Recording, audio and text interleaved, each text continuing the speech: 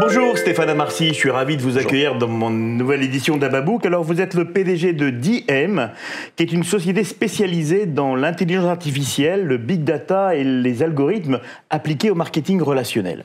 Alors on ne se connaissait pas, mais j'ai vraiment été attiré par le titre de votre livre, qui est paru chez Kawa, qui dit « Mon directeur marketing sera un algorithme ». Alors j'ai trouvé ce titre très provoquant, mais vous croyez vraiment qu'on sera dirigé par des algorithmes ou bien c'est juste une manière de vendre votre livre et de faire du marketing ? Je suis fondamentalement convaincu que c'est le sens de l'histoire, surtout si on ne change rien à ce qu'on fait aujourd'hui. Je vous donnerai des exemples tout à l'heure, mais pour faire simple, regardez dans le travail qu'un directeur marketing peut faire aujourd'hui, ou des marketeurs en général, il y a à peu près 80% à 85% de ce qu'ils font qui ne sont que de la production. C'est ce que moi j'appelle des systèmes convergents, à savoir par exemple définir une campagne, faire une analyse de ROI.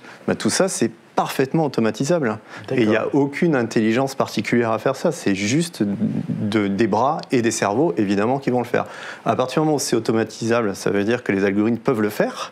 Et donc, ça veut dire que si je reste en l'état, 85% de ce qui est fait dans le marketing est automatisable. Et les algorithmes peuvent le faire mieux, de manière plus rapide, plus efficace ? Bien sûr. Pour moi, l'enjeu, au-delà du marketing, c'est de repenser, le marketing d'aujourd'hui, c'est de repenser celui du futur. Le futur, pour moi, il sera absolument singulier. Alors, qu'est-ce que j'entends par singulier ?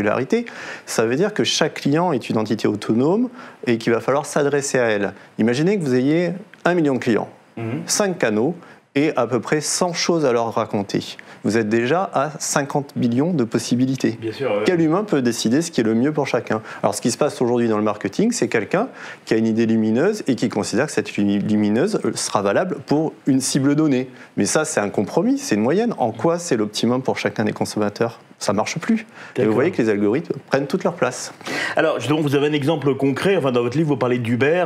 Comment Uber utilise les algorithmes ? Oui, c'est vrai, vous avez raison, parce que souvent, on présente Uber comme une révolution dans le mode du transport.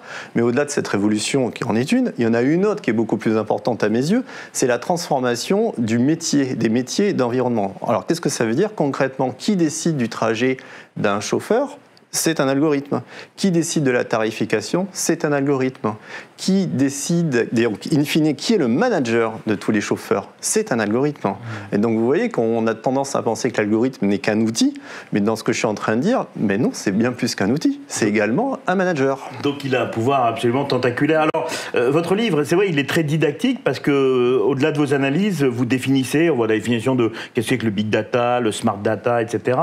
Et j'ai appris par exemple qu'au 9e siècle, c'est un Persan qui s'appelle Al-Khwarizmi qui a inventé ou qui a mis en place les principes de l'algorithme. Donc tout ça quand même remonte à pas mal d'années. Mais alors, est-ce que cet algorithme va prendre tous nos jobs ? Il va prendre les jobs si on reste en l'état, si vous voulez. On est dans une société qui est en pleine mutation. Alors on le voit à titre écologique, ça c'est très clair. Et si on ne change pas, tout le monde est d'accord aujourd'hui pour dire que ça, on va droit dans le mur. Et je pense qu'à titre professionnel, vis-à-vis de l'intelligence artificielle, c'est à peu près la même chose. Alors moi, en tant que professionnel, j'essaie d'adapter ma structure à ce nouvel univers. Et c'est une des raisons pour lesquelles j'ai écrit ce livre. C'est que je me suis posé la question de ce que allait être le futur. De votre métier, oui. Et en réalisant ce futur, j'ai écrit ce livre et depuis, je ne fais qu'une seule et unique chose, c'est adapter ma société à cette vision de ce futur. Et je suis convaincu que ça va être assez violent si on fait rien. Tout simplement, au regard des exemples que je citais tout à l'heure, 85% encore une fois du travail de marketeur peut être automatisé aujourd'hui. Alors si on revient sur l'expérience client, ce qu'on appelle l'expérience client, en quoi cet algorithme il va être plus performant que des êtres humains ? La question c'est la singularité, comme je le disais tout à l'heure. Alors c'est vrai que traiter de manière individuelle, voilà, chacun. Traiter de manière individuelle, ça c'est vrai sur tous les canaux, et y compris par rapport aux canaux de voix. Alors évidemment, si vous avez une expérience aujourd'hui avec des bots ou autres, elle reste décevante, mais il faut la regarder au regard de vos attentes. Si vous attendez d'un bot qui vous conseille sur un excellent restaurant à Paris, ça va être très compliqué. Ouais. Par contre, si vous attendez d'un bot qui vous dise à quelle heure part le dernier train pour Toulouse, c'est beaucoup plus simple. Donc le problème, c'est l'attente. Où est-ce qu'on met notre attente par rapport à cette intelligence-là ? Et vous voyez, au fur et à mesure, elle va progresser. Juste pour vous donner un exemple de changement, l'année dernière, je rentrais en avion d'un voyage sur Paris, il était tard, c'était le soir, il faisait un temps déplorable, et je somnolais. Et le commandant de bord a dit une chose, il a dit, compte tenu des mauvaises conditions météorologiques, nous allons atterrir automatiquement. Alors ça m'a réveillé quand même.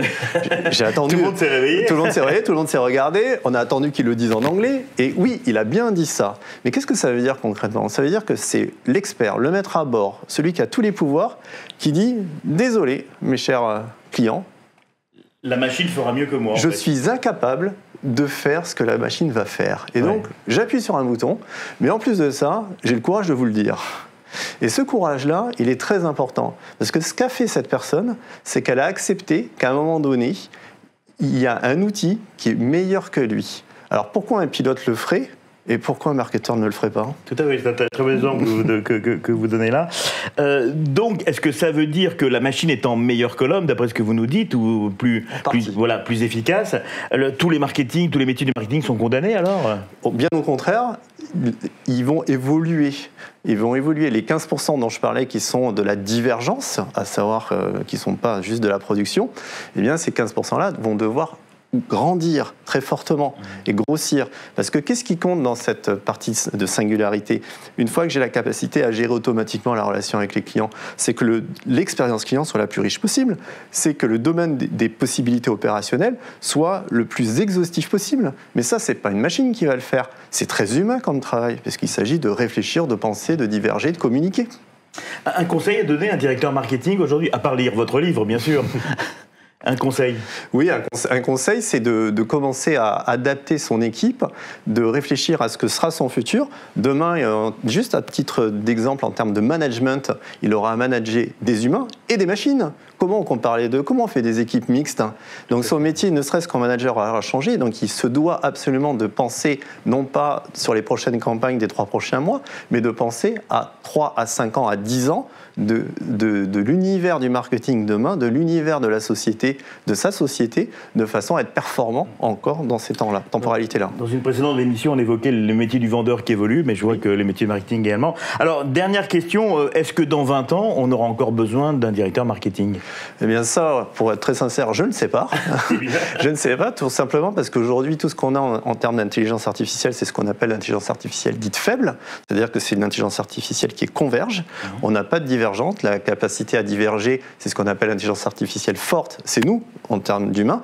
Dire que demain, on aura une entité virtuelle qui aura nos capacités dans 15 ans, 20 ans, 30 ans, 40 ans, sincèrement, celui qui le sait... Oui. Moi, j'adorerais le connaître et je pense qu'il se trompe. Ouais. Au-delà de ça, c'est une direction qui sera prise, mais je pense très sincèrement que pendant les 30 prochaines années, on est à peu près tranquille par rapport à ce sujet-là, mais ça ne veut en aucun cas dire qu'il ne faut rien faire. Il faut se transformer. Les sociétés qui ne vont pas le faire au-delà du marketing sont des sociétés qui vont disparaître, et très fortement, parce qu'il y aura des nouveaux modèles qui vont arriver. Je pense aussi qu'il y aura une convergence technologique à un moment donné, puisque tout le monde accédera sensiblement aux mêmes technologies. Et à ce moment-là, qu'est-ce qui va faire la différence? C'est les sociétés qui se seront préparées en amont et qui ont déjà, dès à présent, amorcé ce changement, parce qu'elles ont toujours une longueur d'avance par rapport aux autres. Alors, première chose à faire, si vous êtes directeur marketing, directeur de l'expérience client, vous procurez ce livre. Mon directeur marketing sera un algorithme, édité chez Kawa. Merci beaucoup Stéphane Amarcy. Merci beaucoup.